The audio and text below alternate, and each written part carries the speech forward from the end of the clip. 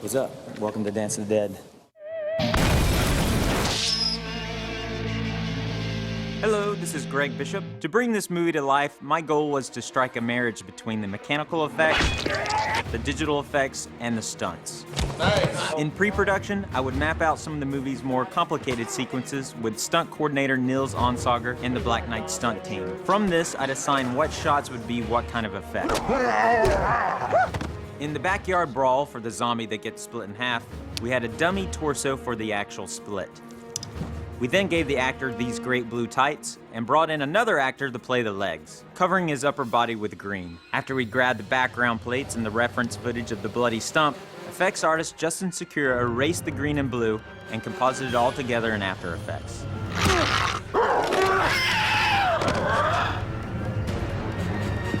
These shots of the zombie hand were done in a similar way by just replacing the green sleeve with the information in the background plate. I always feel the more footage you can get live on set, the better. That's why I shot this footage of the fake stump, so we wouldn't have to recreate that stump as a CGI effect.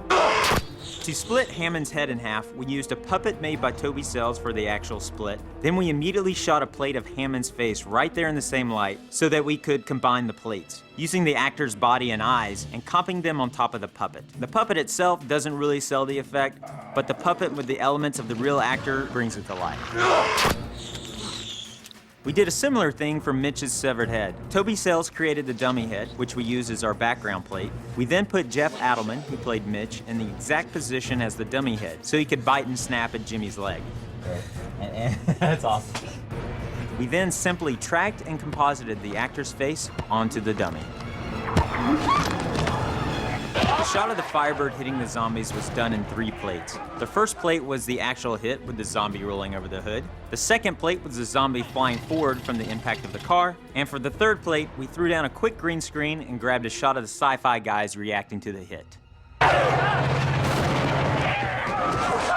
Digital effects are just a great tool to enhance what you have. I really wanted all the zombies to have white eyes, but apparently white contacts for a large number of zombies is a bit pricey. So I had our effects artist, Zach Stipe, remove the pupils digitally in After Effects. The green Hummer we had in our movie actually started out as a red Hummer. The guy who let us borrow the Hummer disappeared on us after we shot this scene. Thanks a lot. And we could only find a green Hummer to finish the rest of the movie. So instead of spending the time and money reshooting what we'd already shot, we just changed the color of the vehicle in post. Let's ride.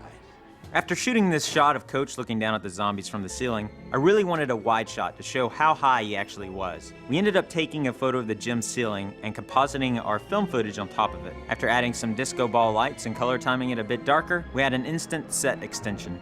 These simple compositing tricks that you can literally do in After Effects really give the movie an illusion of a larger scope. The scene that people ask me the most about is the zombies launching out of their graves. Nils came up with the idea of using an overhead pulley system with one end of the cable attached to a stuntman buried underground.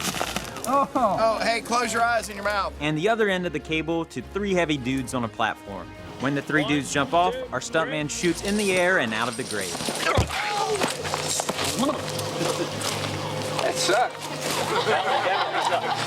A self-release mechanism allows for him to detach from the cable so that he can take off running. Getting this right took a little bit of trial and error. 1, 2, 3. Yeah.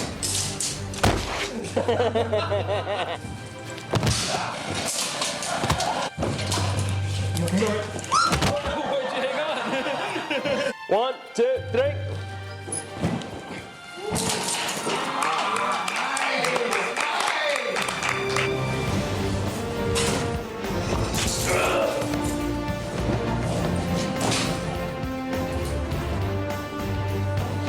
When you make an independent movie on a minimal budget, there's always a lot of compromises that have to happen. Production will ask the question, well, can't they just crawl out of their graves? And I was like, well, they could crawl out of the graves, but that's boring. I've seen that before. I want to see these guys explode from the ground. Action!